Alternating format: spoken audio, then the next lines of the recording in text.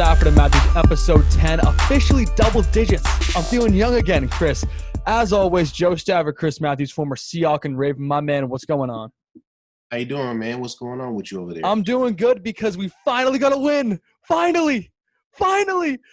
It's really, barely. You know, it counts. It counts. That's all I care about. Last night I got back from a bar and I was praying to God we would get this final kick to go. We were down 10 points to the freaking New York Jets in the fourth. Like 8 minutes left to go. I'm like, are we really gonna lose this game to New York? Lose this game to Adam Gase? To Joe Flacco? They find a way. You know, the Jets found a way to give up a game. They were up, and I was like, I knew it. I called it. I'm telling all my friends, all my family members, I'm like, look, I called this game. I knew that this was going to happen. Sure enough, what do the Jets do? They find a way to give up the game. Oh, by the way, that's exactly what happened. Before I forget, I got to bring this up. Make sure I have the right information here before we start. So, we actually hired a media intern. Our guy, Kevin the Intern. We're going to start calling him Kevin the Intern. Kevy Kev, finally hopping on with us. First of all, we appreciate you coming on, and we appreciate you having us in the Stafford and Matthews family in general, doing a lot of clips for us, soon launching our own personal Instagram, Twitter, all that stuff. So definitely appreciate all the work Kev's been doing behind the scenes. I'm sure you guys will meet him at some point. We'll have him on a show just to kind of introduce you guys, get him more familiar with everything going on. But sir, Kevin's first job as official media intern of Stafford and Matthews was to get our updated win-loss record. And I know I'm for sure ahead. I have to be. No, you're not. According to Kevin the Intern, as of right now, I have 81 wins on the season, and Chris has 79. I'm up 2 wins. Get out of here. I'm up 2 wins. I'm picking That's at 60, 62% right now. That's wrong. Why is that wrong? That can't be right. You can do the math yourself if you want. I'm ready to fire him already. We got to get him off. He can't be having me losing on here. If you want to do the math, you can do it yourself. I'm pretty sure I'm winning, though, and I cannot believe it's actually happening. I feel so good about myself. The ego's been stroked 10 times over. I'm living a good life. Patriots finally got a win in over a month. I'm ahead of a former NFL legend in win-losses and stuff for predictions. Like, I'm feeling good. I'm feeling pretty good. If that's what it is, I guarantee you I'm going back up this week. Can I just get a congratulations, Chris? No, there's no congratulations until I see my Niners jersey on you. All right, fair enough. Hey, Thanksgiving's coming around the corner. I'm posing with the turkey. Anyway, week 9 of football here was actually a pretty good week of football considering. We're going to start off with Thursday Night Football, as we always do. Mr. Thursday Night is now 2 in a row. 2-0 the last 2 weeks picking Thursday Night Football games. The Green Bay Packers and the San Francisco 49ers went head-to-head. But this was kind of a skewed game. The Niners were down 12 billion guys on the injured reserve. It was not a fair comparison of where their teams are in terms of level playing fields and stuff like that. As you know, as most people predicted, Aaron Rodgers ripped the head off the Niners offense and defense and just obliterated them 34-17, moving his Green Bay Packers to 6-2 and the 49ers to a abysmal 4-5. I have to say, abysmal 4-5, considering the expectations you guys had going in the season. I know you guys have been snake bitten. It's not all on you guys. There's been a lot of injury concerns. But the mantra goes, there's no excuses in the NFL. There are no excuses in the National Football League. What were your impressions of this game? And what do you think it means for the rest of the season for your 49ers? Well, it's looking bad right now. I'm not going to lie to you. Our defense, I was just gloating about these guys. And you turn around and you get your real test of the best quarterback in the game, and he's out there torching us. I'm talking about Adams is out here killing us. I'm like, can we not double team this guy? Like, can we do something to stop him? Like, all I see is double move, under route, go route, go. I'm like, damn, can we stop somebody around here? And then we bust off a good little run with 13 on offense, and we get down the field. And when I think that we're gonna go out there and make something happen, we end up with a field goal. And I'm like, come on, guys, like we got to do better. But I mean, Green Bay played a great game. They were ready for this game, and it showed. Most definitely. Shout out to Brandon Ayuk, by the way. I started you in fantasy, gave me 0 points. So thanks, buddy. Appreciate that. I won though. I won the day because I had a monster performance from DK Metcalf and from Kyler Murray. Saved my ass. DK? I got DK. Of course I got DK. I got DK as well. Yeah, of course we got DK. Stafford and Matthews rocks with DK. Let's get DK on the podcast. Yeah, exactly. Megatron Jr. Let's get him on here. Yeah, I'm waiting for it. I bet he'll contest you about with these little nicknames for him, and I keep telling you. I was about to bring that up. Giving him these nicknames. But that's why I brought it up. You said to not call him Megatron Jr. I want to see what he thinks about that. Maybe he thinks he deserves that title. Like, who knows? You gotta wait and see a little bit here. But the Packers here had a phenomenal football game. No, if and buts about it. Aaron Rodgers was just masterful. Absolutely. 4 touchdowns on the day, 25 of 31 for 305 yards. Aaron Jones out of 58 on the ground. And you already mentioned that bad man, Devontae Adams, 10 receptions on 12 targets for 173 yards and a touchdown. This Niners defense could not stop a nosebleed Thursday night. I mean, it sucks to say because I know you're a deep, passionate fan, but it's true. Yeah, I call it how it is. The Patriots sucked for the last month. We're back on top now. We beat the New York Jets and Joe Flacco. I'm feeling pretty good about that. But besides that, I mean, like, of course you would. Of course I would. I needed a win so badly. You know that. If we had lost that game, you would have found me in my front closet in my apartment somewhere. You would have found me in there. I was going to call you. Yeah. I was already set and prepared. I was like, I'm going to FaceTime Joe right after this. Like, and the thing about it is that I wanted to text you and be like, I called this, but I was like, nah, this is too early. Who am I thinking about? The Jets. Of course, they're going to figure out a way to mess something up, or it might be close. So I was like, let me hold off. And then sure enough, what do? They figure out a way to give the game up.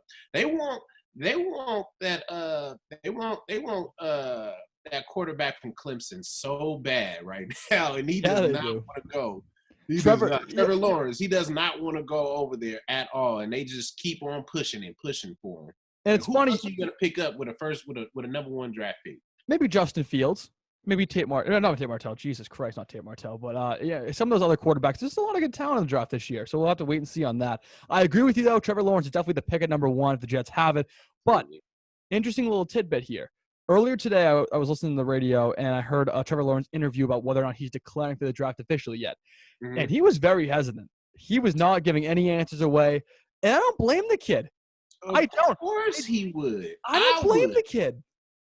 You're telling me if you knew the Jets were going to draft you, would have just stayed in college another year? No, hell no. You wouldn't? Me? No, I wouldn't. I think Trevor Lawrence wants to.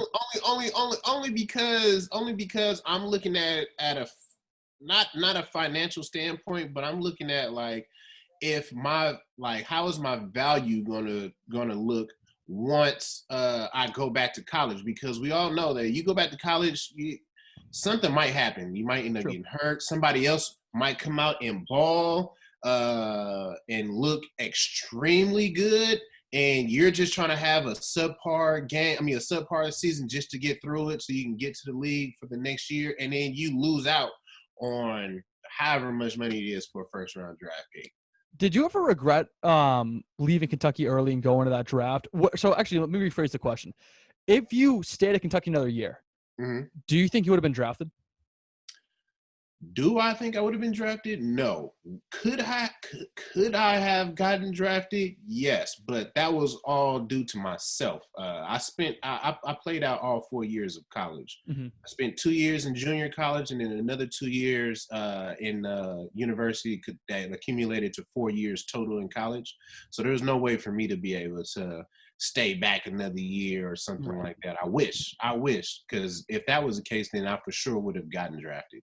Most definitely. And all right, here's my funny thing. I told Chris about this before the episode. I haven't told him anything about it yet. And I just want to see his genuine reaction. I don't think he'll do what I want him to do, but I want you to do it. I'm pressing you to do this. This is a challenge. This is a man-to-man. I want you to answer me, all right? You ready? Let's hear it. All right. Rank these quarterbacks in order from worst to best. Thaddeus Lewis, Colt McCoy, Seneca Wallace, Russell Wilson, Tavares Jackson, Joe Flacco, Ryan Mallett, Matt Schaub, and Jimmy Clausen. If you guys didn't know, those are all of Chris's quarterbacks in the NFL. I need to hear this. Worst to best right now. Oh, man. On the spot. I didn't tell him anything. Colt McCoy is for sure the worst. Okay. And Russell Wilson is the best. That's where I'm going. That's how I'm going with it. I'm not going You with staying with anything that? else. I'm not placing nobody else nowhere else. You know what I'm saying? That I also got another quarterback. He passed away. God bless him. R.I.P. Tavares Jackson. He was definitely a gamer for sure. And he taught me so much about football and just, being in Seattle and how to maneuver around the league and the city itself. It was so much that he had taught me. So I couldn't even, I don't even want to put him anywhere in that list, but he was definitely in the class of his own for sure. But yeah, Russell Wilson, number one for sure. And Colt McCoy is the worst for sure. For sure. Like bar none. For sure. What sets him apart in terms of how bad he is? I don't want to.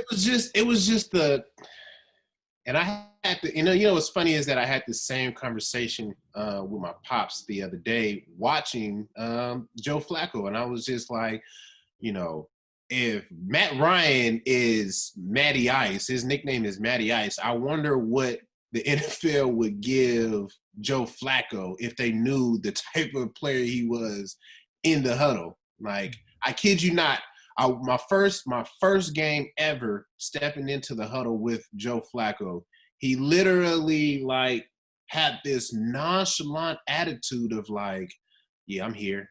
I'm great. I do this. And I'm like, okay. I get in the huddle and he's like, Twins right, 122, break. And I'm like, wait a minute. No, this can't be real. I'm coming from Seattle now. You know what I'm saying? I'm coming from the guy who's go Hawks every time he finishes a sentence. You know what I'm saying? He's upbeat. He's positive. A guy who is just all about energy. And then I'm coming from him, and then I go to Joe Flacco, which I'm not discrediting him at all because he still does what he does. He did what he did at a high level in the NFL, and it's still going to this point. But just for me, understanding of where I was coming from to where I was at, it was totally different. I was like, this has got to be the most laid-back quarterback I've ever seen in my life. He's Joe Cool. Joe Cool. He's Joe Cool. That's your boy. That's your boy. That's my boy. No, I mean, well, he had a nickname for a while, Joe Flacco. It was Elite. Yeah. That was his nickname, Elite Joe Flacco. But anyway, I just want to see your reaction on that. I was genuinely interested. I put the list together a couple days ago. I'm like, I'm gonna spin this on this episode. I think I want to see this reaction. I was looking at the list too. A lot of these guys actually aren't that bad. Obviously, Russell Wilson's an all-pro quarterback, heading for the Hall of Fame, maybe even be a top 10 quarterback all time. Obviously, pedigree's there for him. But Matt Schaub had his years in Houston. Obviously, didn't play with him during his prime of his career. He had his moments. Joe Flacco, Super Bowl winning champion, Super Bowl MVP. I was actually surprised for Matt Schaub. I was excited for Matt Schaub, and then things happened. So I was like, okay, well, that's that. But right. Overall, it was more of It was more of a I'm ready to see something new because that was when Joe Flacco was hurt, and so we was just running through quarterbacks. I mean, I've seen 6 quarterbacks run through that locker room. So it was it was definitely a hard one for sure. Yeah, I listed 3 of them. Yeah, Jimmy Clausen, Ryan Mallett on the list as well. I just want to trash a couple of these guys real quick. Jimmy Clausen. Trash him. Jimmy Clausen bust.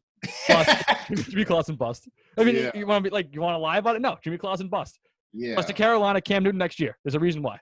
Because they almost went 0-16. That's why. Matt Schaub, I like him. Ryan Mallett, dumb as bricks. Joe Flacco, good.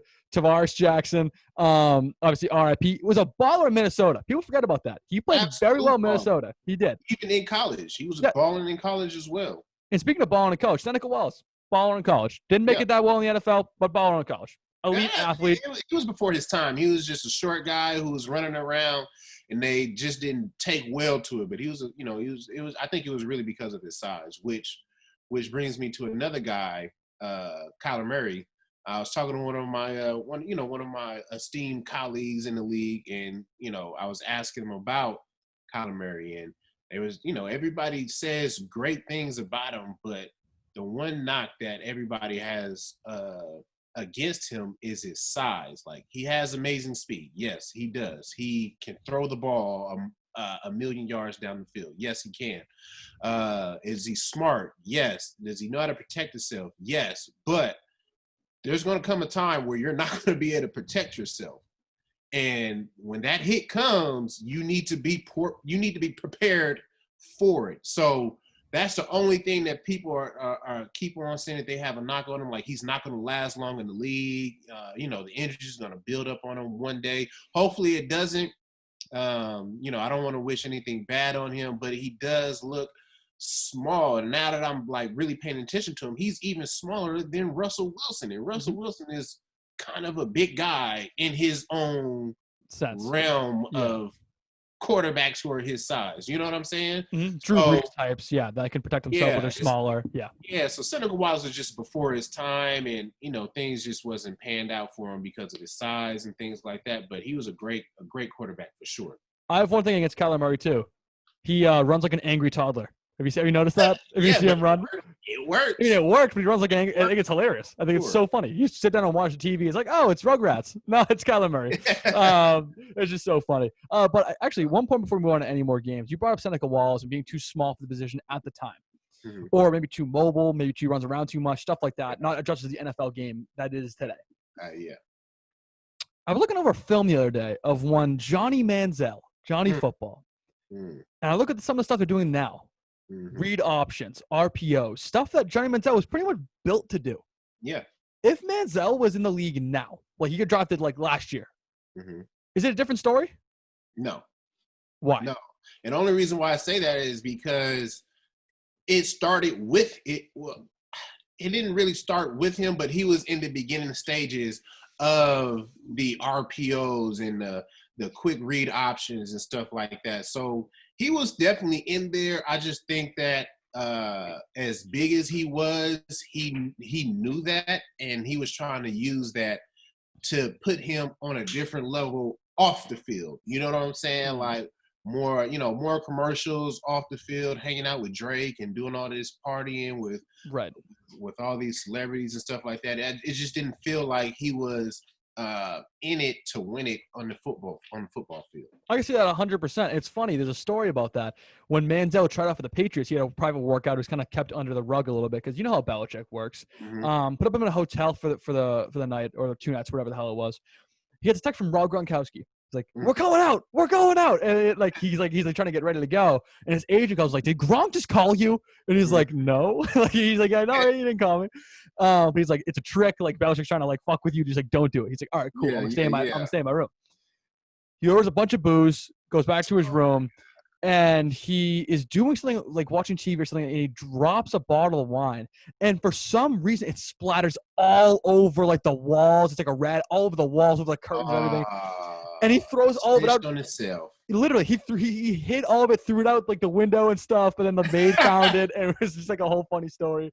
So what's funny? You know what's funny is that I had the same thing going on with me one time, but I didn't get a phone call. I was just in my room chilling, and I actually had a workout for the Giants, and so they put me in this hotel at the way up out on like the 48th floor or something like that.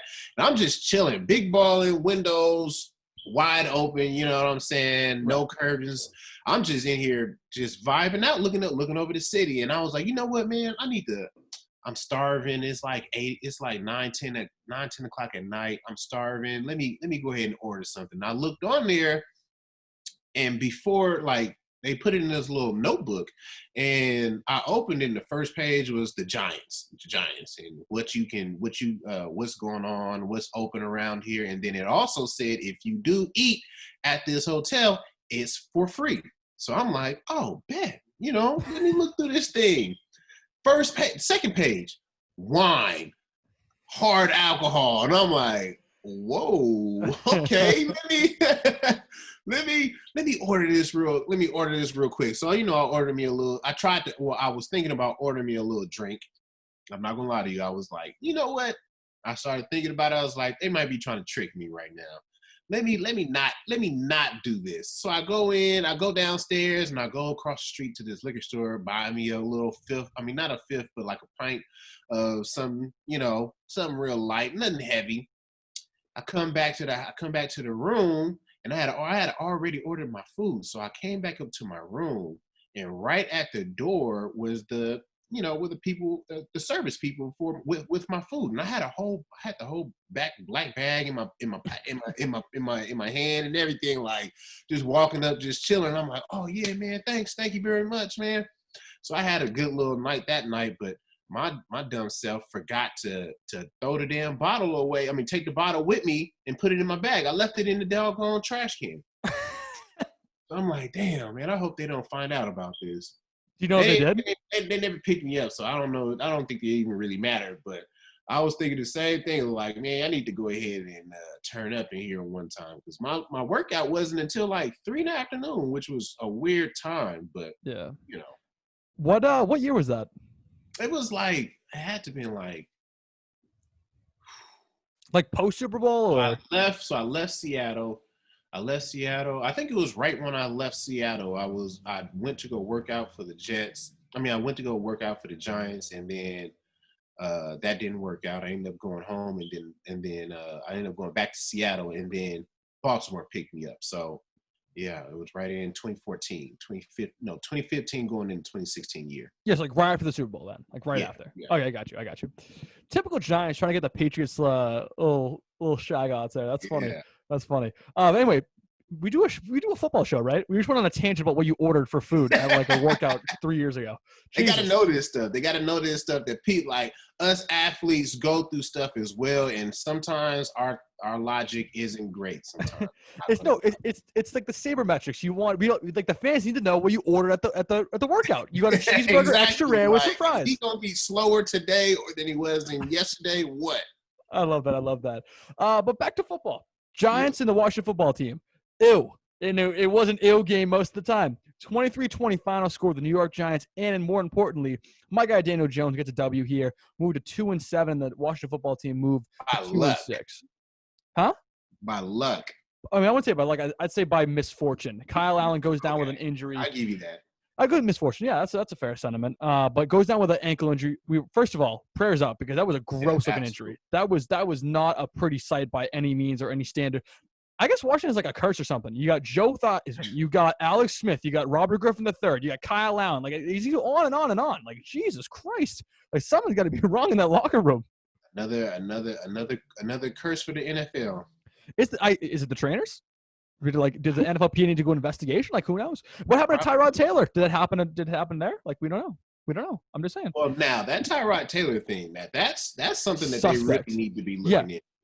Like, that's a serious one right there. Yeah, punctured a lung. How the hell does that happen? Yeah, how do you do that? Like, how does one do that? Like, I don't understand. Like, do you know how deep in your chest that they have to like stab you in? You stab him in the chest, like, oops, sorry, like that was a mistake. Like, what the? And did you say something, or was it? You know what I'm saying? Like, it don't even look like they said anything. Like, he just went out there trying to go, and he was like, "Damn, I can't breathe." Like, yeah, they didn't tell you had a punctured lung. Like what? Crazy. The NFL has some of the best medical experts in like the United States, because it's millions of dollars at stake. And you're telling me that they didn't tell him he had a punctured lung before he went out to the field? This is not worse than the NBA. So that's true. That's a good point. Anyway, here 23-20 is the final score. The Giants and the Washington football team faced off in the NFC least, and it's disgusting football to watch. Alex Smith ends up coming into the game. And everybody's so excited for the guy, comes back from a horrific injury a few years ago and ends up, putting up okay stat line at the beginning of the game, starts to kind of trail off towards the end of it. 3 interceptions on the day, 24-32 for 325 yards and a score. Didn't really matter in the end. The Giants just took this game here. Daniel Jones managed the game to perfection. His running game actually gave him some help. Wayne Gallman, 68 yards on 14 carries and a score by himself as well. Alfred Morris, former Redskin Alfred Morris, kind of giving his former team a little bit of a nip in the bud there and to kind of get that W sealed up, which is cool to see. I remember in 2012, him and RG3 were one of my favorite duos. Read option duos were my favorite. Because they were balling for a minute for sure. Yeah, they went 10-6. They looked like a serious contender. Yeah, they went 10-6. That you RG3 won rookie of the year. Alfred Morris had 1,000 yards rushing, I think 10 touchdowns on the ground. Like it was a fun duo to watch, especially in that division. So I mean, I liked it, especially against the Giants when they were beating the Giants. I like that part too. But anyway, here 23-20 is the final score. Not much to talk about, honestly, because none of these teams are going to make the playoffs, and they're both in the gutter anyway. So we're going to move on. Absolutely not. But you know, Terry McLaurin, that's a guy that should definitely get all the praise over there with 7 receptions, 115 yards, and a touchdown off of 8 targets. He did my fantasy team very well. I'm so happy I picked him up. So shout out to you, Terry boy. Good shit, man. Scary Terry. Put it in reverse, Terry. I love this kid. I love this kid. He's so good. And it was funny. I love one of the best stories from that game, actually, really the only story from that game. He got into a scrap with one of the defensive backs for the Giants, and then he covered him the next play and burns him for like a 68-yard touchdown. That was awesome. That's the biggest like fuck you moment of all time. Like you start jarring and you hit him a little bit, and he's like, I'm gonna take you deep right now. He's like, all right, bet, and then he went 68 yards. That's an awesome feeling. My pops always told me. He said it don't matter what they. He said it doesn't matter if they know your route or know what you're doing. They just got to stop you.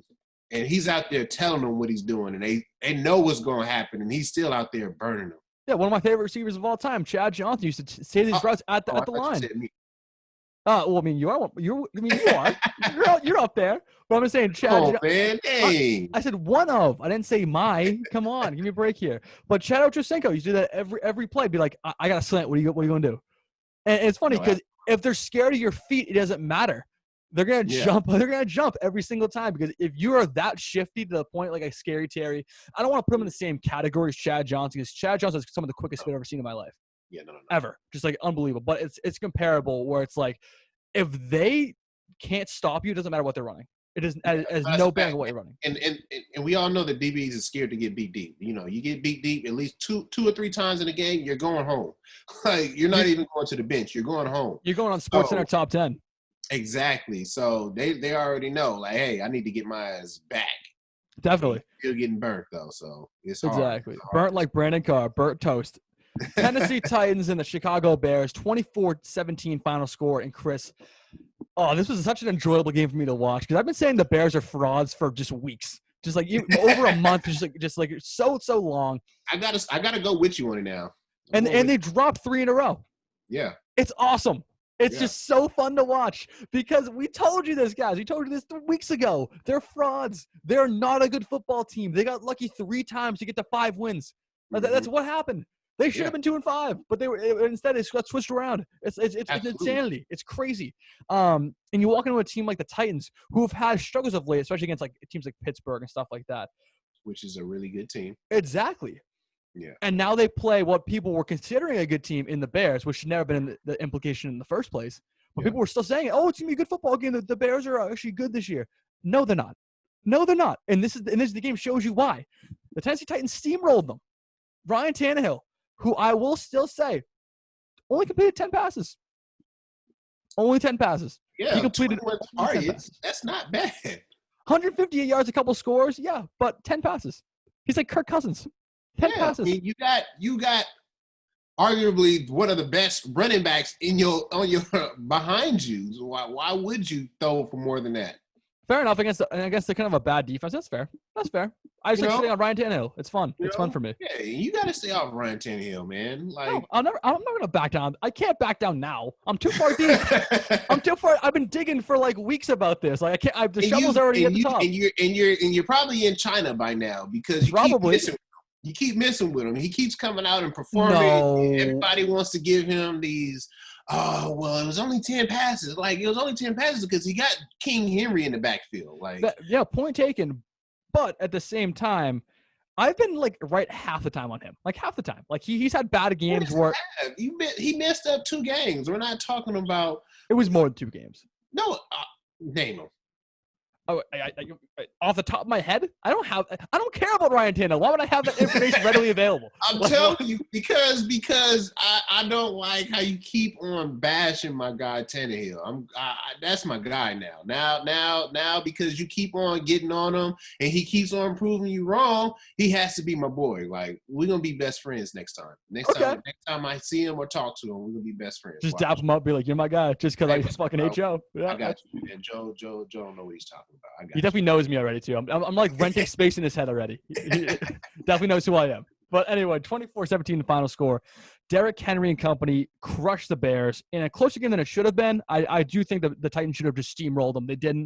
It was a pretty close game all the way through. But actually, to be fair, the Bears going to get stormed back here. In the fourth quarter, they were up 17-3. The Titans were. And then they make it a close game. So shout out to the Bears for making it at least competitive. But at the end of the day, better team wins the football game. That's the end of the line here. I just Bears is just they got a team. They got a team full of good players, but none that are really great in the sense. Yeah. I can name probably Khalil Mack. Eddie Jackson, Kyle got Fuller. On that defense, Roquan Smith. Roquan Smith. I mean, but is he great? We're talking about good. Yeah, Akeem Hicks. Yeah, there's some pieces, but I think it's a good point. I think it's a good point still. He's a solid player. Yeah, but that's kind of your point though. It's a team of solid players without any really standouts. A couple of years ago, this defense was elite. Just 2 years ago, even a year ago, they were elite. Exactly. I think they're a great team to put to mess up people's records. I don't think that they're a team that's going to actually like contend for anything as of yet. Not right now. But they're like the Colts. Colts. Yeah. That's how I would compare it. Next game on the schedule here: the Lions and the Vikings. And holy Dalvin Cook. That's what I was like. Holy Dalvin Cook. He has 6 touchdowns and I think 450 rushing yards the last 2 games. Yeah. Like these are video game numbers. This is Madden 21. This is franchise mode. This is insanity. Kirk Cousins he just hands the ball off. That's the easiest job in the world. That's all he has to do. He gets paid $30 million a year to hand the ball off. That must be a hell of a job. Yeah, exactly. It makes me want to come out of retirement and switch up my position. Seriously. I mean, actually, I got to talk to you about this. I'm kind of pissed at my dad. Because I wish he brought me up as a punter. You just make a couple million a year. Seriously, you make a couple million a year. You're in the sideline 90% of the game. You have clout because you're in the NFL. Hey. And I have the swagger to actually put it out there and be like, yo, I'm making punting cool. You know what I mean? Absolutely. Hey, special teamers and those kickers, they have the life, especially the snappers.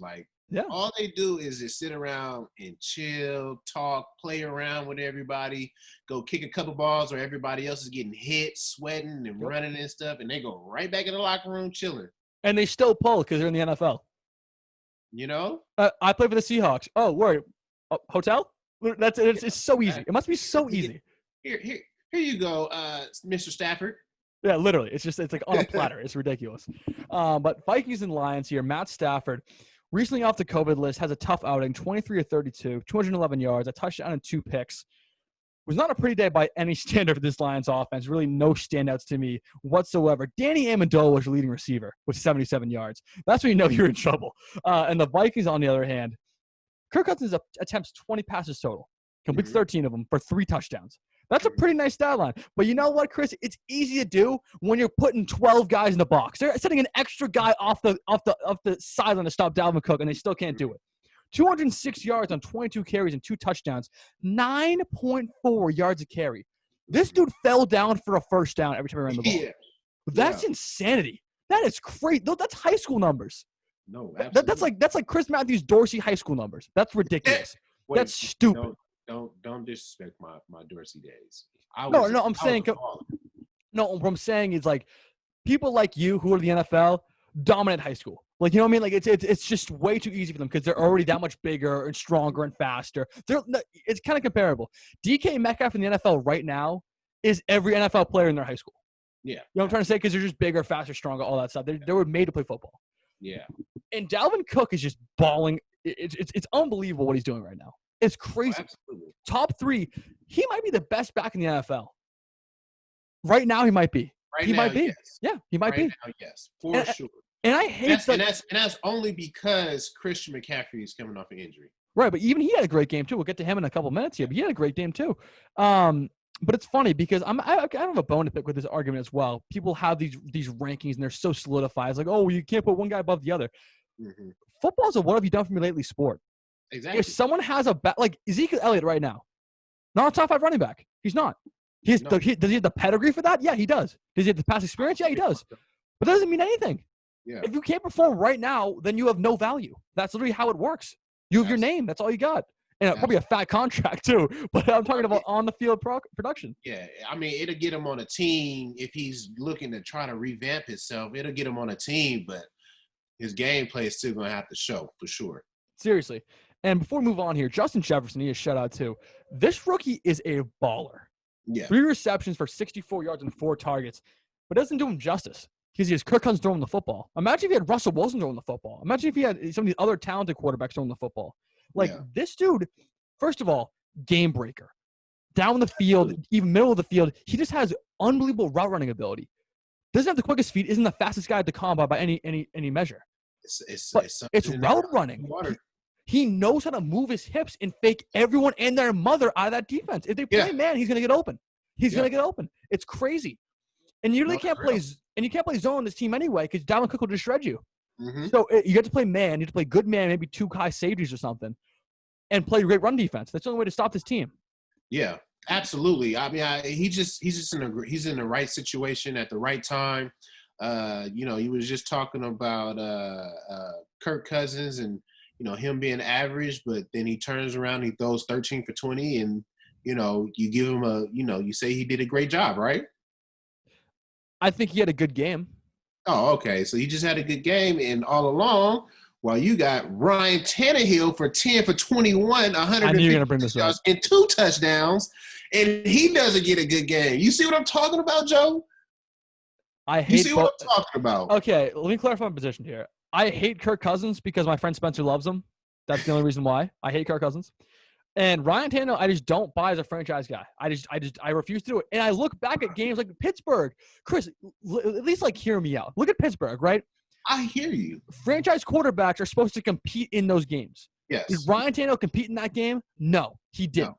He got steamrolled. That's what happens. But and those games happen to the best of people. The same thing that's done happened to Russell Wilson. That's the same thing that just happened to Aaron Rodgers, who is the best who's the best quarterback in the NFL. Fair. There's a couple of them that just have bad games, man. And I know I keep on beating the dead horse in the ground, and I know you're just gonna stay totally against him. And this is gonna be my last time bringing this up, but. Ryan Tannehill is a baller. He is a legit baller in the NFL. And if he can go if he could go to the Bears, he would make the Bears much better. Okay, Chris, this is the test for franchise quarterbacks. Who would you have paid first? You're the GM, Ryan Tannehill and Derrick Henry hitting free agency. Okay, who are you paying first? I'm the GM for the Jets. All right. Put my hat. All right. Who are you paying first? Derrick Henry or Ryan Tannehill? When they first came out, or right now? Who are you paying? Right Derrick now. Henry, Ryan Tannehill. Right now. I'm gonna have to take Derrick Henry. I rest my case. Anytime you pick a different position over your quarterback, he's not your franchise guy. Wait. Quarterback is the number one priority for every single team in the league. Saquon Barkley was a first-round draft pick over a slew of quarterbacks. And look where the Giants are now. He's hurt. Look where he was when he was healthy. They went 5-11. Look what he was healthy and he was balling. What do you mean? He is balling, right? I agree with you. He's one of the best backs in the league. I'm not arguing with you. Where's the team right now? In the gutter. Where was he when he was healthy? In the gutter still. Quarterback's the most important position in football. I think that was more so on the fact that the coach lost the locker room and they were out there just going for themselves because that team at that time was a mix of old and young, but a lot more younger than older on that team. So they were doing more of what they wanted to do than of what the team needed. I mean, we can get into specifics, but my main point is what I want to emphasize is if your first instinct is to pay your running back before your quarterback is not it. The number one priority for every NFL team is to pay their franchise quarterback if they have one. That's all I'm going to say. That's all I'm going to say. All right, I guess because I'm just thinking of a couple people right now that got paid before their quarterback, but go ahead. Well, what I'm saying it's the same contract year. If it comes down to it, Patrick Mahomes and Clyde Edwards-Helaire, you're paying Patrick Mahomes. Russell Wilson or who's a running back? Chris Carson, Russell Wilson. Drew. But before that, they had a chance to sign Russell Wilson, and they paid Marshawn before they paid Russell Wilson. Right, but the contracts were different. The contracts weren't the same. I'm saying if it came down to one, it was an option to extend. It was his option. It was his option to extend. Yeah, but he wasn't out of a contract yet. Why wouldn't you pay him if he's right there? Yeah, but he wasn't out of a contract yet. It was an option. It was a 50. It was a option, right? And generally, a quarterback who is up for a payday and he is in his option year, you don't think they're not out there paying him? Well, I'm sure they were negotiating. I'm sure they were trying to find the right number because I think quarterback numbers are definitely harder to predict now. And when you have Derek Carr making $25 million a year, these guys been a lot of negotiating going on in the background. You know what I'm trying to say? But that's my argument. I'll lay it down. Well, actually, you know what? This is a good starting point. We're going to put a poll up on our new Instagram and our new Twitter and stuff. We're going to have people vote on this. This is where we're getting more interactive, guys. This way you guys can actually like tune in and actually make your voice heard on Stafford and Matthews. So we'll just go from there. We got you. We set that whole thing up. We're just playing with you. You guys are playing checkers. We're playing chess. We're cerebral in here. Anyway, Kansas City and Carolina, 33-31 final score. Teddy freaking Bridgewater gave Kansas City a game. Almost came back. Wow. Just wow. What were your impressions of this before you can get the stats? Like, what did you think of Teddy Bridgewater's performance in leading this team almost to beating the 8-1 Chiefs? Yeah, I thought it was a great game. I knew they wasn't going to win because that whole Kansas City offense is on a whole different playing field than any other team in the NFL right now, and that's including my team. But it was surprising. It was encouraging. It was inspiring. You know what I'm saying? A team that just doesn't want to give up. They want to fight to the last possible minute or as long as they can, to be honest with you. And, it showed. You know what I'm saying? Like, it showed, right? I mean, Teddy Bridgewater was out there playing his ass off. Mm-hmm. Definitely. And you mentioned it earlier. I'll mention it again. Christian McCaffrey's back. Mm-hmm. And he made his impact felt. 151 yards combined, 2 scores, 1 on the ground and 1 through the air, and just looked like Christian McCaffrey. Yeah. And if you're a Panthers fan, you're sitting there at 3-6, and you were really not in charge of that division, but you were in serious contention for a wild card spot. Yeah. And Teddy Bridgewater gives a game to the Kansas City Chiefs. I'd be feeling pretty good. This is a moral victory. It's a loss in the season, and it hurts you, especially with the Saints and the Bucs in the same division. Mm-hmm. But I think it's a moral victory, and that's coming from a Pats fan who's deprived of wins. I definitely believe you on that. Like they're coming out the next week, and I might end up picking them this week because that was something that they could hang their hats on. And like if you like your quarterback, like I was just talking about Joe Flacco, how he's so cool on the field. We just witnessed Teddy Bridgewater jump over 2 defenders for a first down. That was nasty. For an important first down. Like, he really sold out for it. I was surprised. Right then and there, I was like, oh, yeah, they're trying to turn the page right now.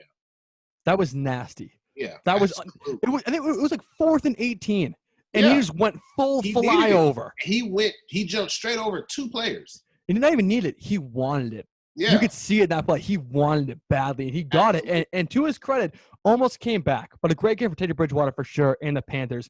But to no one's really surprised, the Chiefs come out on top anyway.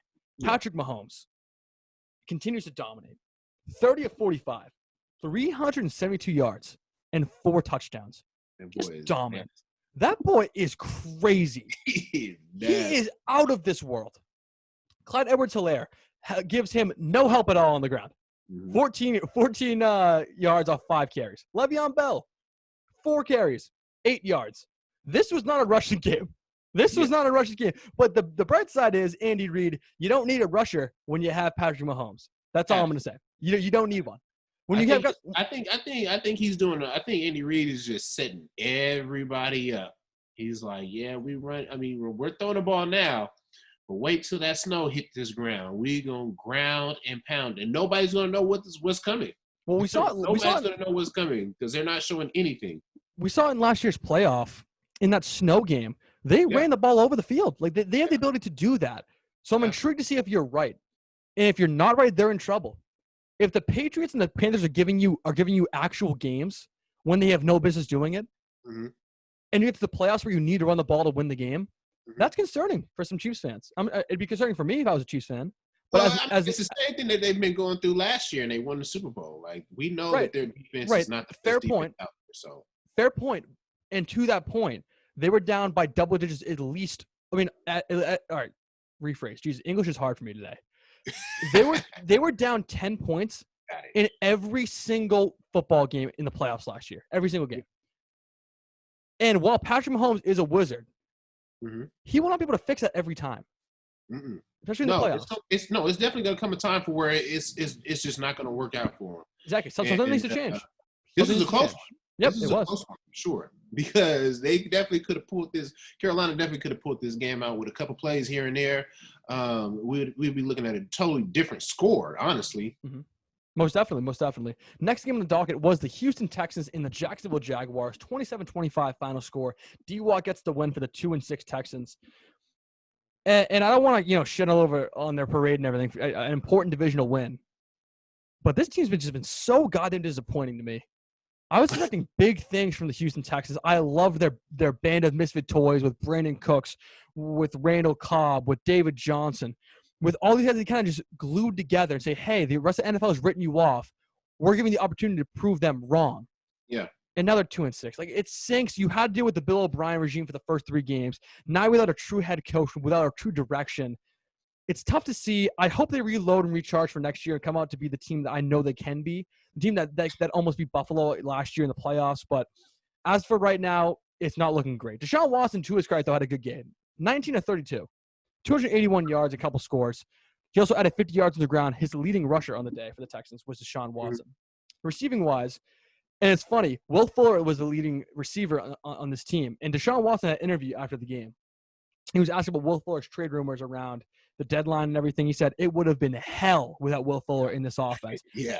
And it shows because he's, even with DeAndre Hopkins there, Deshaun Watson's shown me that Will Fuller is his favorite target. That's what he's shown me. Whether or not he's injury prone is a whole different discussion. But when he's healthy on the field, Deshaun Watson likes to throw to Will Fuller over everyone else in football. Absolutely. So you need to keep him. I'm glad they actually kept him. Speed. Speed. It's ridiculous speed. Big. And people forget about that because there was like, Tyreek Hill's the speed guy and everything. Will Fuller has wheels. Yeah, Will Fuller has wheels. Also, before we forget, shout out to our guy Randall Cobb. We didn't mention him at least once episode. 3 receptions for 21 yards on three targets. So 100% catch percentage. Take it and run. And a W. Can't forget about that. The Ravens and the Colts, which was a surprisingly close first half game. I was watching this game on my couch in my apartment, and the Colts defense was stifling Lamar Jackson and company. Stifling. They couldn't get a lick of offense going. I think the first 4 drives were punts. No, absolutely. But then the second half, the wheels came off the cart, and Lamar Jackson showed everyone how he is so dual threat oriented and how he can affect the game on the ground. Through the air, 19-23, 170 yards, no scores, no picks. Hate to see that, but on the ground, 13 carries, 58 yards in the score, made up for it with his feet. Common theme with a lot of quarterbacks these days, Cam Newton. But still get the W. That's all that matters at the end of the day. And the Colts, who are 5-3, who were looking like a team that could actually make a splash, although I would compare them to the Bears like we did earlier. I don't really think they're a true team to actually make people sorry in the playoffs. More like a team to mess you up schedule-wise. Yeah. But absolutely. What were your impressions of this game and how maybe teams will look to the blueprint of the Colts to stop Lamar Jackson in the future? How maybe a guy like Bill Belichick will look at this game and see, hey, we can do the same thing the Colts were doing. I was thinking the same thing. But these and the Ravens is my team. I love that organization and what they, the opportunity they're giving me. It was great, but just watching the game and watching the Baltimore Ravens, it just was not. It didn't speak of Super Bowl contentions. That's what it didn't look like that to me at all. It was just like a lot of lollygagging. Well, I shouldn't use the word lollygagging because they weren't doing that, but it just wasn't. It wasn't the right formula, and I just don't like how you have Dez Bryant out there, which he finally gets to. He finally sees the field since 2017. he finally sees the field for, a couple blocking plays, which is beyond me because I know when I first got there, my first game, I had probably 5 or 6 receptions that game, and you know what I'm saying, and it was against Cincy, but Shocker. yeah, but you know what I'm saying, like they should definitely be able to get him the ball, but there's no really value to the receivers, period. Like they just have him out there just to look good and make them, and scare people. You got the name of Dez Bryant out there, and you got the speed of Hollywood Brown out there, and then Sneed is just Sneed for me, to be honest with you. But it's just names that scare you, and they're really throwing the ball to all the tight ends on the flat routes, and and letting the running backs run. He's doing a great job. Lamar Jackson does a great job on his feet, but it's not gonna take him all the way to where he wants to go, and that's the promised land of the Super Bowl. Much like Cam Newton. Why even say that? Hey, I had to get you back. Why was what are we 3-5, 3-6? The Ravens are 6-2. Like that's not even funny. You're laughing at nothing. You're making whatever.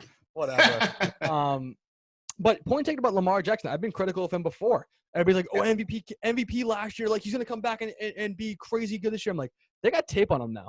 Yeah. They have tape on him now. They have a whole offseason to work on how to stop this guy. And that's why it's looking different for him. Exactly. If you cannot pass in the pocket, you will not be a successful NFL quarterback. Absolutely. That's just how it works. Russell Wilson is the best compromise for dual threat quarterbacks. Russell Wilson is the prototypical guy you want as your quarterback. Passes from the pocket, but can run if need be. Absolutely. And runs effectively. He takes what the defense gives him. Lamar Jackson needs to take a page out of his book and realize, if I cannot make people scared of me in the pocket, I will not be successful for my team. That's my message to Lamar Jackson. That's what I would say to him if I give him advice. But take that as you will. Huh? DM him. What? Just DM him and tell him that. Oh, yeah, no, I'll send him a DM right now. I'll be like, yo, you a bitch. Just to see his response, something like that. Anyway, though, 24-10 is the final score. Baltimore, we kind of criticized them a lot during this analysis, but they got a W. No, at the end of the day, that's all that matters. At the end of the day, that's all that matters. He's still a great player. And he's still a great player and a great team. Great defense. On a great team, for sure. Great team. 100%. They're making waves for sure, and I think they're going to be one of the ones that makes that change. I mean, that changes up that record for the Steelers. You think? Yeah. Really? They see him again. When they see him again, it's gonna be a tough game. I'm telling you, Joe. Like I've watched it firsthand. It is in the air. You see it all over the facility, and I'm pretty sure that the Steelers do the same thing. And it's just that week that you're playing against your rivalry team is something different. You practice different, you talk different, you eat different. It's just different. And then when the game time comes, it's a real fight. So I'm pretty sure that Baltimore is going to have. I'm putting my bid in right now already for them. That Baltimore will probably win this next game against the Steelers. Fair enough. I'll take a free W again, Chris. I love the free W's. They're my favorite. All right. They're my favorite. Don't let this offense fool you right now. And then when it start getting cold and people start changing and getting alligator arms and stuff, hey, I don't want to hear it. Point taken. I understand that. I understand that completely. This game shocked me, Chris. I wonder if you can guess what the game is. Yeah, I already know. You're talking about Seattle. Seattle and Buffalo. Yeah. Seattle and Buffalo. 44-34. The Buffalo Bills knock off Russell Wilson and company. I was shocked. 44 points on the board. I think this speaks less about Russell Wilson and company and more to the fact that this defense is horrible against the pass. Yeah. Horrible. Yeah. Horrible. So bad. So freaking bad. Run defense, yeah, you're fine. You're skating by. Bruce Irvin, Jamal Adams, a great guy in the box, but passing wise, Josh Allen had a field day passing the ball. A field day. 415 yards, 3 touchdowns, 31-38. That should not be happening. This is one of the best teams in the league. Right there. What? That's 90% right there for a quarterback. For a quarterback that's inaccurate. for a quarterback who can't hit an intermediate route to save his life. Yeah. It's crazy. It's actually crazy. Seattle needs to do something immediately to rectify this. And they tried. They've tried. They got Carlos. They got Carlos Dunlap, and they still got Adams, who just not coming in. Which I think that's all ultimately what it is. Is just that they're not comfortable with him being on the field yet. But for sure, once that happens, and they start taking on to his mantra and how he approaches the game and plays the game, I think things will change for Seattle. How about we switch up the defense though, scheme wise? How about we play cover 2? No. You got Stephon Diggs have 118 yards on 9 catches. That's not happening. They need Adams down low. They need Jamal Adams down low in the box. Have him play hybrid linebacker then. Have him just in the middle of the field. That happens to plenty of teams. Yeah, I mean, it sounds good, Joe. It sounds good, but I don't think that's going to happen. And the cover 3 is just a staple for. I know it is. I understand that, but I think the mark. Time. I think that. Well, yeah, I agree with you, but the thing is, Legion of Boom isn't there anymore. It's more. It's evident more now than ever. This team can't stop a nosebleed deep. Like cover 3 doesn't work when you have Stephon Diggs streaking down the sideline 10 yards ahead of your cornerback. You know what I'm trying to say? And they tried to press him early in the game, and he made him pay. It was embarrassing.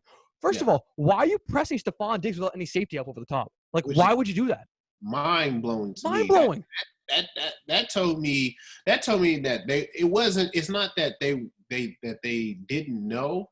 It was that they didn't care. That was the egregious part for me. Like, what are you doing? Like, back up.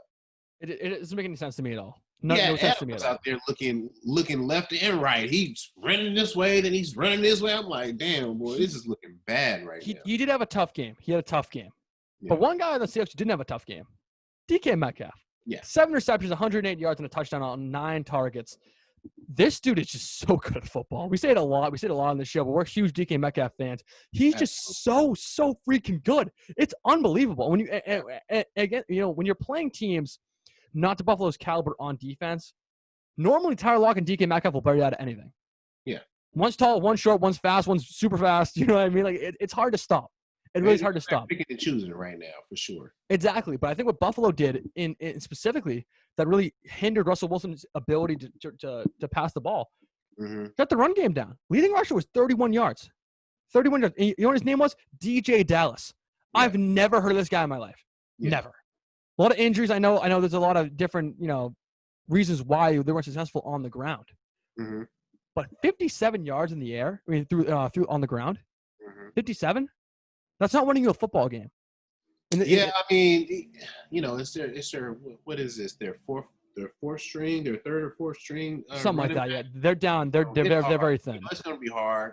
He's still trying to find his feet. So, I mean, I could see why he only had that amount of yards, but I feel like Russell Wilson probably should have picked it up a little bit more with with the running, especially, if you're out there getting hit the way he's getting hit. Hey, you said it, not me. You said it, not me. Hey, I'm not trying to go. I'm not trying to go. I'm just trying to be a realist on this show. I try to protect the players, even though that you keep going after them, and I got to tell the truth at the same time. I want to be transparent. I want to be well-rounded in this life. It works pretty well. I'm all clickbait. You bring me back down to earth. It's great. It's a great dynamic. Right, I love it. Right. I love it. So out of the blue, you run a 4.5 still. How about you become Derrick Henry 2.0? Go back to Seattle. Dude, I was thinking about coming back and being a tight end or something. You never know. Hey, back to the high school roots again. Tight end and Dorsey and going back again in the NFL. You could do that. Yeah. Oh no, I don't know if my daughter would allow me to. She loves me too much to be gone away from the house. Well, you're a family man now. It's awesome to see. It's a different chapter in your life, but it's a better chapter. Definitely. All right.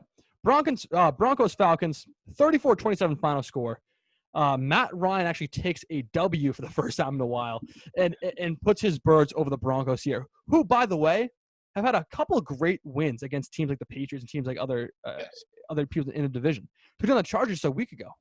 Like they're not a bad football team. And if they were healthy, I do wonder if Drew Lock would be having a very, very increased season. For sure. Jerry Jeudy is their receiver right now, number 1 receiver. You're down KJ Hamler. Cortland Sutton's out for the year. You haven't had a healthy running back stable in 6 weeks. No. Finally, had Philip Lindsay back, but Melvin Gordon's out because he had a DUI and a concussion, quote unquote. You're just like, if they were all healthy, I wonder what this team could do. Maybe next year we'll see, maybe not. But just like interesting thought about that. Yeah, anyway, they're a surprising team that I'm ready to see next year. Definitely. All right, Matt Ryan, 25 of 35, 284 yards, 3 scores and a pick. Todd Gurley, your guy Todd Gurley, 19 carries, 53 yards and a touchdown, 2.8 yards a carry. He's been disappointing, I would say, in Atlanta so far. His offensive line's letting him down a little bit. I will concede that point as well. But the Todd Gurley we've seen, in the past, overcame his offensive line challenges. He made plays happen. He was explosive. And now we're starting to see that knee really take hold. That tendonitis is really shifting the way he plays football, and it's starting to be detrimental to how he affects the game. No, that's true. No, that's definitely true. I mean, I think it's because, as time goes on, the longer you're in the league, you tend, especially with the type of money that you get, you tend to eat a little bit more than, you used to back when you was in college and you were starving. You know what I'm saying? You were a little bit lighter, so those joints wasn't being impacted. I mean, wasn't seeing the impact like it was when you get into the NFL, especially when you put on that weight. And even though you're slimmed down, it's still underneath, you're still gaining that weight underneath. And I just think that that's what it really is. And it's, because you said it yourself, when he was with the Rams, his offensive line wasn't the best, but he was still making plays happen. So, now it just seems like, time is just wearing on for him, and, he's just in it to, he's in it just to be in it right now. Definitely. And for the paycheck, too. I mean, you can't turn down money. That's free money right there. I wouldn't turn it down. Like, I'd be out there doing the same thing. Hey, if you get 2 yards from me, then you get 2 yards. But damn it, on Tuesday, give me my check. Bring me my money. I love it. I love it. Do you have the stat sheet there with you for this game? Yeah. Pronounce the Falcons' leading receiver. I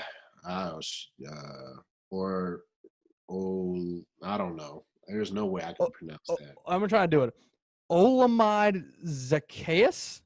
Zacchaeus. Olamide. Jesus, this is just Olamide Zach.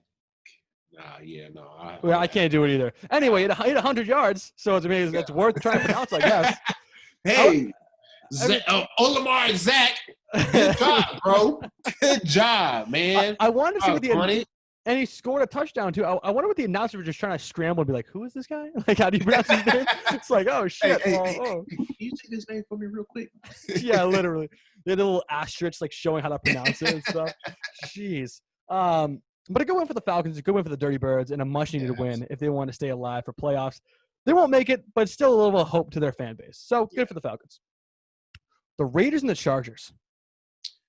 Wow. 31-26 the final score. I picked the Chargers, but they proved me wrong. The Las Vegas Raiders come out roaring, and Derek Carr leads into a victory, a much-needed victory to keep up with the Chiefs in the AFC West. What are your thoughts on the Raiders in this game? And more importantly, what were your thoughts on the Chargers and, more importantly, Justin Herbert dropping yet another close game? I mean, I think it's the growing pains that nobody really wants to talk about that you go through as a young player, period, and especially being a quarterback in charge of a whole team full of grown men who some of them have had more success than others and or came from other teams and dealt with it was dealt a certain way. Things is hard for them. It's just I think it's more so a testament of the Raiders and their team and how John Gruden has them going right now. They're playing great right now as a team, and it shows. It shows with it. You're talking about Hunter Renfrow with 2 for 60 off of three targets. And he had a huge bomb down the field that helped him out and put him in position to score. But the Raiders are doing a great job. Justin Herbert, this is his growing pain. This is growing pain years. You're going to go through them, but I think he still is the quarterback of the future for the Chargers. I agree with you 100%. I love what the kid's doing with the offense. Yeah. And more importantly, because I have like OCD when teams don't use their offensive correctly. Mhm. He targets Keenan Allen the most. That's check number one. That I love to see that. You need to be doing that. Phil Rivers didn't do that last year. Yeah. Mike Williams second, love that. Hunter Henry third, love that. And then a slew of the guys third. Austin Eckler's still not healthy yet, so maybe he's third or fourth in that. But he does it the way you're supposed to do it, and I love to see that. He's following coach's game plan to a T, and it's working. The stats for the game for him. He still had a great game. He lost the game again, but still had a great game. 28-42. Yeah, I think that's just something that you got to look at the coach with. If you guys out there losing the game and you got this guy who's following your playbook to a T, I mean, I feel like something within you guys needs to change or add on to help him out, because he's doing everything that they're asking him to do. Be honest with you, and some. I would agree with you. I think he's doing above and beyond what he's being called to do.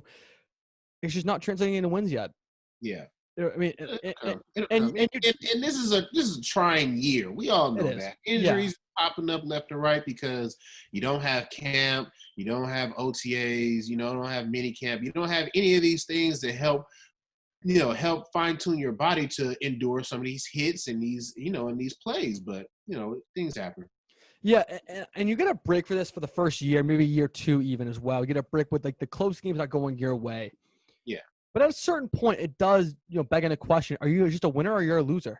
That it does come into question. Obviously, it's too early to say that at all. Obviously, I like the kid a lot. I think he's rookie of the year right now. So just take everything what I say with a grain of salt, as always. By the way, because I just spew nonsense for this entire podcast. Yeah, but listen to Chris Matthews' voice.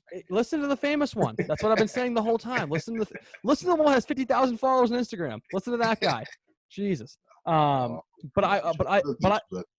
All right. I'm being hard on myself. I really am. Tell me how great I am, Chris. I'm waiting for it. Anyway, no, I'm just kidding. Pittsburgh and Dallas. And I was rooting for Dallas to upset. I like Pittsburgh a lot this year. I was rooting for Dallas. I was like, come on, Dallas. I was too. Garrett Gilbert, the MVP from the AAF, the Alliance of American Football, who led the Orlando something to an undefeated record. Yeah. Goes to Cleveland, gets cut in Cleveland, comes to Dallas, starts his first NFL game against the best defense in the NFL. Mm-hmm. And doesn't do too bad. 21 of 38, 243 yards, a touchdown and a pick for a rookie, basically a rookie quarterback with little to no practice time, no chemistry time with his receivers, nothing. And comes in and makes this a football game and actually put his team in the position to win the football game very early on. They very well could have won this football game if not for the Pittsburgh being such a good team that they are. Yeah. But still, very impressive from the young Gilbert. I mean, I was impressed with him. I don't know about you, but I like seeing what he was doing. No, I was definitely impressed with him, and how he managed the game. To be honest with you, like, you could tell that he was following the script that they was giving them, and he wasn't trying to, do more than what was asked of him. But my concern for the Dallas is, we talked about him already, but is Ezekiel Elliott. You're talking about this dude had 18 attempts for 51 yards and no touchdowns, 2.8 yards a carry. Mm-hmm. And then you got Tony Pollard, who only had 9 attempts for 57 yards, no touchdowns, but he averaged 6.3 yards. Point taken. Like, you could tell that Tony Pollard is like starting to feel it. He's starting to come into his own right now, and he's trying to make waves happen. And Ezekiel Elliott, my brother, with that money that you got, you need to go and invest in a trainer like everybody else and get back to playing for him, because I don't want to see this. Like, 18 attempts for 51 yards, and you got somebody who took it, who basically got half of what you got and still got the same amount of yards that you have. Like, that shows a lot. And if I see it, for a fact the coaches see it, and they see every intricate part of your game that you're messing up on, that they necessarily last year probably wouldn't have said nothing to you about because, you're Ezekiel Elliott. But now they're like, there's some whispers going around in that locker room for sure. Are you ready to say that Miles Sanders is better? No. This year? This year, yes. This year, yes. That's all I was saying. I said that like week 2. Yeah. This year, yes. You gave me so much shit about that week 2. I'm like, Miles Sanders is better than Ezekiel Elliott. And you're like, you're full of shit. That was week 2. And was I right? We're talking about a guy with a name. But was I right? Ezekiel Elliott, and he had potential. He had potential, but now it's a clear cut and dry. Yes, Miles Sanders is a better running back than Ezekiel Elliott in the 2020 season. I just screen recorded that, by the way. I'm gonna post that on all my socials. Love I know you was doing something. That's why I had to make sure I said it fluently. We need like a Chris is wrong alert or something like that. Like a funny like meme after that or something. That's funny. But anyway, here, these next 2 games were shocking to me. A lot of shocking games this week. Yeah. We'll start with this one. Miami and Arizona. Yeah. Tua Tagovailoa takes down the Arizona Cardinals and Kyler Murray 34-31. They moved to 5-3. Hell out of me. Tua Tagovailoa, 20 of 28, 248 yards and 2 scores passing. And rushing, he has 35 yards on the ground on 7 carries, 5 yards a carry. And the Dolphins wanted to see what he had. That was the one thing Brian Flores said when they took Fitzpatrick out. They're like, what do we have in Tua Tagovailoa? Yeah. And they're finding out right now. Yeah. And what they're finding out is he is a competent, if not above average quarterback as of right now. Yeah. Chris, what does that mean? No, I get that. Right. But Chris, what does that mean for his future? What do you see in Tua Tagovailoa doing in 5 years? What kind of caliber quarterback do you envision Tua Tagovailoa being? To be honest with you, out of all the mobile quarterbacks, I can see him as the closest one to Russell Wilson and having the kind of success that Russell Wilson has had. Now the majority of the success that Russell Wilson has had is, like I said, I like to be 100% real on here. Mm-hmm. A lot of it has to do with his defense. The Legion of Boom was being able to take, may have turnovers and stuff, but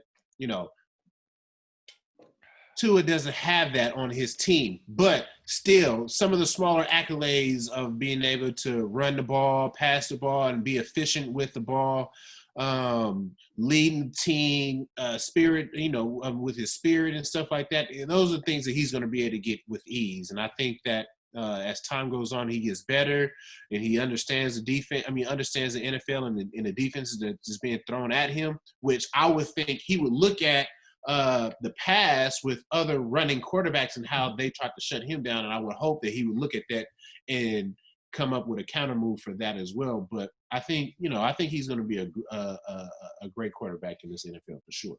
And speaking of great quarterbacks, and this was a duel. It really was a duel. Yeah, absolutely. Kyler Murray saved my fantasy football season. 21 of 26, 283 yards, 3 touchdowns in the air. On the ground, 11 carries, 106 yards and a touchdown, 9.6 yards a carry. That's higher than Dalvin Cook's was this week. Yeah. But the one crucial mistake he made, he fumbled the ball and he lost the ball. And that's the difference between a win and a loss. Yeah. You're separated by 3 points. 3 points. That cost you the football game. It's a game of inches. It's a game of inches. Might be a blip, might not be. But this should be a wake-up call to Kyler Murray and everybody else to take care of the football. Yeah. Because you never know what turnover could mean the end of the football game. Well, they always if you want to be real here, history has shown that if a guy is out there fumbling the ball and losing the ball, that's usually what's going to happen throughout the rest of his career. That just never goes away. That's just a part of your, your game, and you have to be able to manage that, and teams have to understand that is a part of his game. Like, there's going to be some times where he might give up the ball, and and it being that it's the Miami Dolphins and nobody really takes them serious, he probably got a little less lackadaisical in his approach to the game, and those turnovers played a part in the game, but overall he still threw the ball really right. well. You know what I'm saying? Christian Kirk is a guy who's gonna stay on my active roster now for my fantasy. He finding out, I didn't even know this, Joe, but did you know that they were best friends? No, I had no idea. Yeah, no, I didn't even know that either. They were best friends in college. Yeah. So had no idea. You're talking about what is he? The third receiver on the team, wide receiver number 3, and right now he 3 or has 4. for 123 yards in a tub off of eight targets. Actually, You're talking about you got a legend, a legit legend on your team, Larry Fitzgerald, 4 receptions, 54 yards, no touchdowns off of 5 targets. Then you got an up-and-coming legend in the game right now with D-Hop. He only has 3 receptions, 30 yards, 0 touchdowns off of 3 targets. Yeah. Like, that's true. That says a lot right there. That says a lot that he's looking for his best friend, and he's going to make it happen. They're out there playing backyard football like Fair enough. And it's funny you bring that up because I remember now Kyler Murray went to Texas A&M first and then transferred to Oklahoma. So that makes sense. Yeah. Kirk went to Texas A&M. So that actually makes sense. You mentioned Larry Fitzgerald. And I can't believe I haven't really asked this before. You talked to him before then, right? I mean, you played in the same division. Yeah. He's a cool guy, right? Like, he's like I feel like he's a very down-to-earth, like, just like a fucking genuine, awesome guy. Amazing guy. Yeah. Let's have him on. Yeah, well, damn it, we should try. I would love to have the 3rd best receiver of all time on my show. That'd be awesome. Yeah, actually, I mean, why not? I would love to talk to him. It's a lot of people that I would love to talk to. We might as well just hit them all up and just see what we get. Actually, I forgot to ask you this. I feel like I've kind of skipped over this because I feel like this is a very important question, especially coming from a receiver. Mm-hmm. What's your top 3 all-time receivers? All time? All time. Jerry Rice, Calvin Johnson. I might get a little heat for this, but he just changed, like, you know how, like, you got some of those players that just changes the game for you? Yeah, like Mike Vick, Allen Iverson, those type of guys. Yeah. You know what I'm saying? Like, he's not and I had this argument with my friends all the time. I'll be short with this, but I have an argument with my friends all the time about this guy on why he should be in the Hall of Fame, but he's probably not because his numbers just doesn't match up to it. But Chad Johnson was the person who gave me my competitive edge. Jerry Rice is the person who got me started in playing football and wanting to be a receiver and having people look at me while I catch a post route over the middle over players and running the ball in. Calvin Johnson was the guy for me who was just a complete dominance in the game, who could jump over anybody, run past anybody. You know, he was just a complete wide receiver. And Chad Johnson was just the person that I wanted to be. You know, I was more of and I grew up more of not a quiet child, but, you know, somebody who was a bit more reserved than everybody else. And then, you know, once I started paying attention to Ocho Cinco a little bit more, you know, my personality started coming out a little bit more of like, not wanting to be friends with DBs. And still to this day, I still don't, you know, I have friends that are DBs, but like I still jab at them all the time of like, hey, look, we can go outside right now. You know, like I don't care if I'm 30, 40, 50, 60 years old. If I got some cleats in my car or in my house, I'll lace them up and go up against a DB. I don't care. There are 3 things in life that are certain: death, taxes, and 85 will always be open. Chad Johnson. Exactly. I love that. Exactly. I love that. And it's funny. It's funny you bring that up. I have his signed like jersey from like 2009 in my room. Yeah. Like in like my actual room. Signed everything. It's a gem. Really? It's one of my it's my grails. I remember my first game in Kentucky when I transferred to the University of Kentucky. My first game was against Miami of Ohio. It was nothing game, but we played it in a neutral site, Paul Brown Stadium. So we go out there and we're warming up. Me and Randall Cobb were in the front. You know, we're leading the group, and we're out here doing our little footwork drills on the sideline and catching the ball. And then guess who comes walking out the tunnel? Oh, Chad Johnson. He's walking out, sits there, crosses his arms, points at us like, yeah, you're doing a good job, man. I like that. I'm like, hell yeah, man. Ocho Cinco, he said I'm the best player out here. You know, just thinking this all in my head, like I'm about to kill this game. Man, that's Chad awesome. Johnson, man. Hey, Ocho, man. Hey, I respect you. Nothing but the best, bro. You look good still at whatever age you at right now, man. And I know you can still go out there and ball, but please come holler at your boy. come hit the DM, hit my number, whatever it is. Come on the show, bro, and holla at us for a second, man. It's that McDonald's diet that's keeping them in shape. The McDonald's I diet. think that's what it is. Shoot, I should have done that. You know, we had TJ Hushmanzada on Boston's Big Three, I think, in the summer, and he gave us Chad Johnson's go-to McDonald's meal. I forget I think it was like hotcakes and like a large fry or something, something like that. Yeah, it was just funny. It was just funny. For the record, my top three is Jerry Rice, Randy Moss, and Terrell Owens. That's my top three. I hear you, Jerry. Pretty standard. That's why I said I was gonna get some heat for this, because Randy Moss is an absolute monster. Freak. An absolute monster. But it was just something about, maybe, I don't know, maybe it was just that I caught him at the time, you know, right at the time that I was just starting to, you know, come into myself and everything. And, you know, saying at that time, Randy Moss was just now, he was, you know, going through some things. He was in trouble and stuff like that. So he wasn't really as vocal or as, you know, celebratory as he was, you know, in his previous years. But Chad Johnson was definitely the guy for me at that time. Definitely. Back to football. The Saints and the Buccaneers. Sunday Night Football. Just wow. And it's weird. I think Tom Brady listens to my show and does the opposite of what I tell him to do. I swear to God.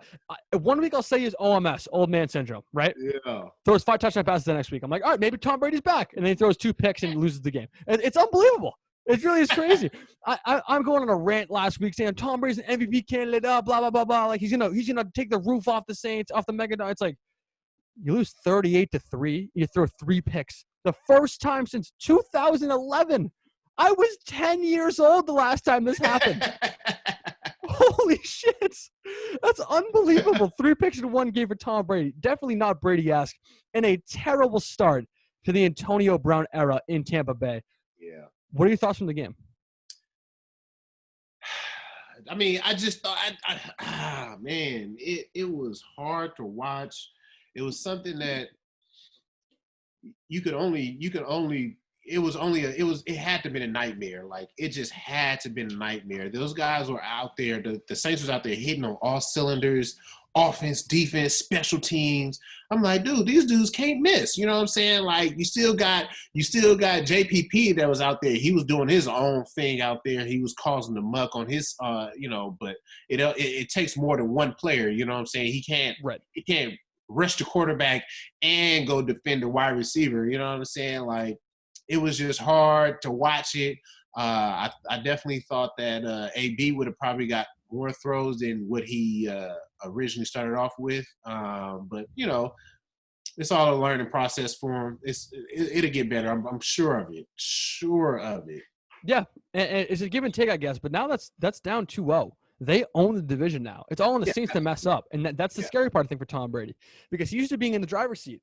Yeah. And when he joined the Bucs, he has Chris Godwin, Mike Evans, Leonard Fournette, Ronald Jones. The list goes on and on. Yeah, Antonio Brown. It's like, well, how am I not in the driver's seat? Yeah. And you drop 2 straight to the Saints, and you throw 4 picks in those 2 games. Yeah. That's how it happens, Tom. Yeah. Shape up. And the thing about it is that the last week I was looking at him, and I really just wanted to like pay attention to Tom Brady on the sideline. That's where I really wanted to pay attention to him. Not in the game, just on the sideline. I wanted to see what his facial features was looking like. Definitely. And every time he got to that sideline last week, it just looked like I could just see it like, I can't wait for AB to get. Yes, seriously. That's all I kept thinking, and that's all I kept hearing in my head.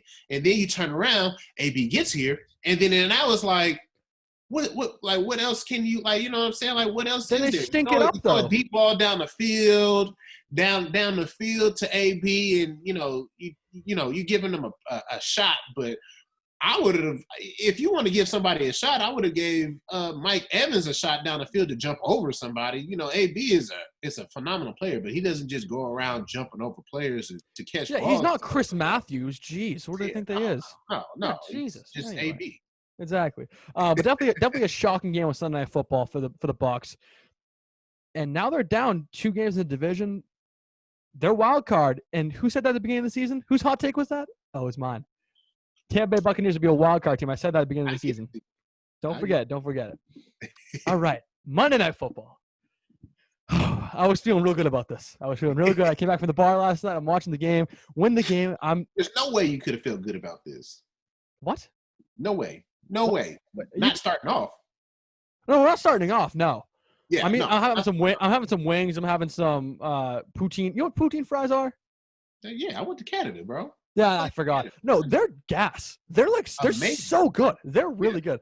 We Amazing. ordered that at the bar. We're watching the game. It's like, this is not going well. And I remember my roommate's a Jets fan. Trevor's a Jets fan. So I'm looking at him. He's smiling ear to ear. He's giving me all sorts of shit. But he's not a vocal guy. He's just like, he'll give you a look. He'll just give you a look, and I'll be like, I was like, all right, Trev, we get it. That's equivalent of me talking shit for like 10 minutes. So that's the same thing. The game's going on. We leave at halftime. We come back to the room. And we're like, oh, chugga, chugga, chugga. They're starting to come back. Chugga, chugga, chugga, chugga. The train's moving. And it's capped off with a Nick Folk field goal to win the game. And yeah, you got to feel good about it if you're a Patriots fan. But the one thing I want to emphasize, don't overreact. It's the New York Jets. They're 0-9. They're not a good football game. Football team. They should not have given you a football game last night. And you let them do that. Joe Flacco, who I actually would make a case, was better suited to playoffs than Sam Darnold was. I think if Darnold plays, we win by a lot more.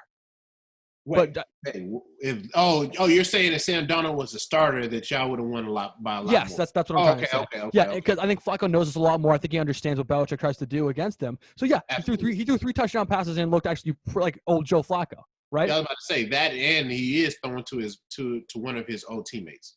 True, but he's throwing a Braxton Berrios. He's throwing a Brashad Perry. He's throwing the guys that are not household names, and they're still carving us up. So yeah, that kind of hurt a little bit. Yeah, but Brashad Perryman was a second-round draft pick on to his the Baltimore fourth Ravens. team. To the Baltimore Ravens. No, I understand they have rapport. I'm saying he's on his fourth team though. He's not an elite receiver. I mean, yeah, but let's not sit here and say that he wasn't doing anything throughout his time going through those teams. Like he was balling with Tampa Bay. He balled a little bit in Tampa Bay. He did a little bit with the Ravens. You know, granted that Cleveland too. Hurt majority of that time. And what was the third team? Cleveland, yeah. I mean that was a shit show in itself. But you can't blame that on him. Yeah, fair enough. But yeah, I want to emphasize one thing: Patriots fans, do not overreact. This is a terrible football team. It should not have been this close in the first place. Yeah, moral victory, actual victory. It means a lot for standing and for self-esteem. I know myself, I'm not depressed anymore. Great. I was depressed for a month straight. But take it in stride. Don't get too overconfident. You have a very, very difficult schedule coming up. Yeah. Stay cautiously optimistic and just roll with the team. That's my only thought. But, Chris, before we move on, what are the chances the Jets go 0-16? Very high. Very, very high. Like, I really thought this would have been a game for him. And this is a question that I wanted to know because I was like, oh yeah, I know Joe is steaming over there. Mm-hmm. What did you think about Cam slipping and falling on the 4-yard line? Like, what did you think about that? You know what I thought about that. I'm thinking in the back of my head, like, what's Chris going to say now? This guy's gave the game up. I was literally waiting for a text from you. I was literally checking my phone every 5 seconds, like, where's Chris's text? I'm waiting for it to come in. But yeah, they might go 1-16. Not a pretty team by any stretch of the word. And Cam Newton, yeah, he won the football game. It is sad. And Cam Newton, yeah, he had a couple touchdowns on the ground. Still only thrown 2 touchdown passes the past 4 or 5 games, 7 picks. Like if you can't win in the league, you don't win. You don't win the league. Like you need to win from the pocket. And if you can't do that, we're not going anywhere. Nothing going right for them. And they're not even like. It just seems like they don't care. They're not trading for anybody. They don't go out and pick up another lineman to help out at least to get the ball down the field a little, hold these guys up a little bit longer to get the ball down the field. Nothing. It's like, I don't know, bro. I don't know. They something needs to happen over there immediately. And I'm talking about not even from the player standpoint, but management standpoint. We've already discussed this before, but the Jets, they're on. I don't know, bro. They probably need to leave that city and go somewhere else. Like, or just bring us in. How much of a change they need. Or just bring us in. That's a pretty big change. with them moving somewhere else. They really need a fresh start, Joe, because I'm telling you, have you ever let's bring a third team to LA. Have you ever studied for a test or something and you're like, damn, I'm zoned out right now, and you went outside just seeing the birds chirping and squirrels running around, because I know you guys got squirrels over there at your university. Yeah. They're out there frolicking around and stuff, and people playing frisbee outside. It just puts you in a different mindset. It puts you in a different mood. You was able to go back in and attack that work a different way. The same thing here is they probably really need to move. I had the same thought process about Miami, and Miami does this all the time. That's why I'm not even I think Tua is gonna be a great player, but overall, he's still not gonna be on a great team, because it happens year in and year out for them. They end up having a great team on paper, and then they turn around and they start losing abundance of games. So this is the same thing that's probably going to happen with the Jets. Even if you get Trevor Lawrence, still going to be bad, because you know what I'm saying, you're not taking care of the details of what needs to be taken care of, which is first the offensive line and then everybody else. I agree with you there 100%. All right. Stafford and Matthews drop stuff for week 9. On to week 10. These are important games to pick, Chris. Absolutely. If you can, I'm going to win. I'm telling you that right now. If I have another week, if I have another week on you, oh boy. Oh, I'm never going to let you live it down. Never going to let you live it down. All right. We're going to do these quickly. We're going to do it rapid fire. Change it up a little bit. Rapid fire. Colts, Titans. I'm going with the Titans. Bucks, Panthers. Bucks. Right? Yeah. I'm going with the Bucks too, but cautionly going with the Bucks. Yeah, usually Tom Brady bounces back, but we'll see. Yeah, it really depends on if Christian McCaffrey how he balls, because he can definitely change the whole game. They spanked him last time, so we'll see if they do it again. Anyway, Eagles, Giants. The Giants. I'm going with the Eagles. You going Carson Wentz. I'm going with the Eagles. Okay. I love free W's. Jaguars and Packers. You said what again? Jaguars and Packers. Jaguars, Packers. Easy. Packers as well. The Washington football team and the Detroit Lions. Detroit. I'm going with Detroit too, but I'm not really feeling great about that pick. I'm not going to lie. No, not at all, but we gotta go for it. Here we go. Texans, Browns. Texans. Right? Yeah. Right? Texans. It's an iffy week right here. It's a lot of iffy. I'm going with Cleveland. Just to be different. I'll go with Cleveland. Just to be different. All right. Here we go. Bills, Cardinals. Bills, easy. I'll go with the Bills too. Yeah. Chargers, Dolphins. I'm going to Dolphins. I'm going with Miami too. It's just another heartbreaker for Justin Herbert. Just another one. I see when I looked it up, I was like, I don't know if I'm going to play the pool this week. Yeah, seriously. Broncos, Raiders. Raiders. Raiders as well. Bengals, Steelers. Steelers. Steelers as well. 49ers, Saints. I said I have to be real here. No. What was it? I gotta go with the Saints, man. I gotta go with the Saints, man. Oh, sorry. I just heard you. Let's just move on. I'll go with the Saints too. Seahawks, Rams. Seahawks. Seattle as well. Patriots, Ravens. Ravens. Give me New England. Yes. Give me New England. And that's where we change. You know what? I'm proud of that loss, though. I rode with my team to the very end. I'm sticking with them. I'm sticking to my guns. I'm a proud Patriots fan. I'm a Niners fan, but you see, You're a sellout. You're a sellout. You picked the Saints. Oh, Joe, don't do that to me. Don't do that to me, man. We ain't gonna say nothing about how you was talking down on the Patriots just a couple weeks ago. We ain't gonna talk about that. We ain't gonna bring up those clips, Kev. We ain't gonna bring up those clips from a couple weeks ago about you talking bad about them. Intern Kev, you bring that up, I'll fire you. I will fire you. Bring it up, baby. Bring it up. Anyway, Monday Night Football, final game of the week. Vikings, Bears. I'm going with the Vikings. Give me the Vikings too. I think Dalvin Cook shreds that defense. Yeah, I think he's gonna kill it. I just think that I mean I don't know because you still got Khalil Mack out there and he is actually doing a great job at stopping the run. It's true. Dalvin Cook, that's just gonna be a sight to see. I want to see those two guys go head to head. I agree with you there. Stafford and Matthews Week 10 pick just wrapped up here. Our 10th episode. First of all, I want to say thank you to everybody who's listened so far. It's been a really great ride so far with me and Chris.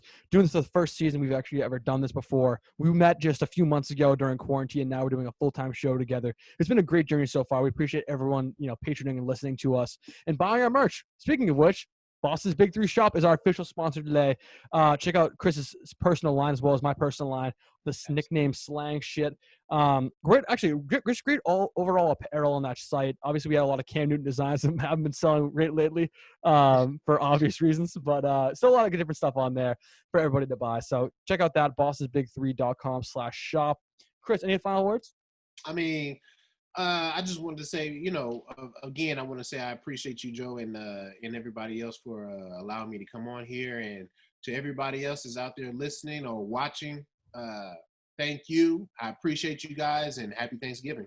Happy Thanksgiving, 100%. I think we have a show before Thanksgiving though, so maybe we can hold off on that a little bit. Shout out to intern Kevin, or Kevin the Intern. Sorry, Kevin the Intern. Yeah. Holding it down. Clips on the way. Instagram and Twitter on the way. A lot of exciting stuff for Stafford and Matthews coming up. Week 10, Stafford and Matthews. We'll see you next time.